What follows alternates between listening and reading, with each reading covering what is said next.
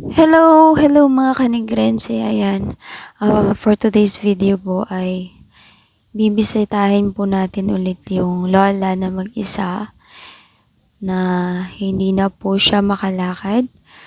So, pupuntahan po natin siya. So, let's go guys.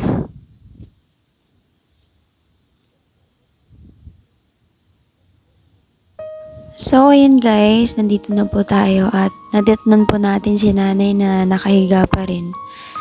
So, may nagpupunta lang po sa kanya dito para mag-change po ng damit niya. Magpapaligo po sa kanya. Kasi nga po ay hindi na po siya makatayo. Sige, nay. Unsa gani problema nimo, nay? Dili nakakalakaw.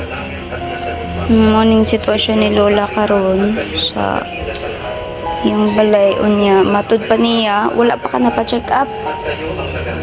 Wala pa siya na pa-check up. Naitabuan niya na kuano siya na nalambar ka na no? Lambar siya sa puso unya. Di na siya kalakaw no mga swingon ani no sa pagkalisuran na lang yun basta matiguan ta pero sus magkalakang lang ko sa kausap ay makakita kaya ko dos nya yung sa 24 na kanay no yung say pangalan gay mo na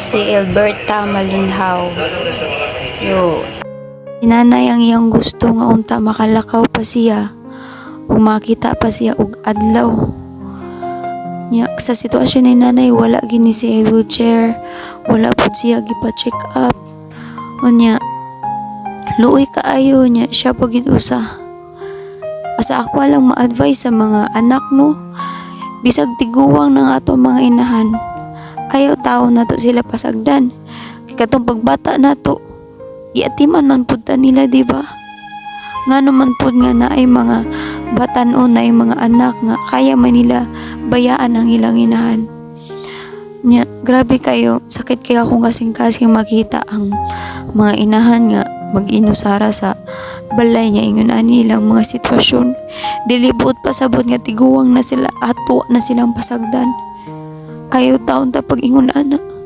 kay kung unsa atong gibuhat sa atong ginikanan ingon ana sad mahitabo sa tuwa inig kita na pud maghimong inahan ug amahan gani guys please let us love our parents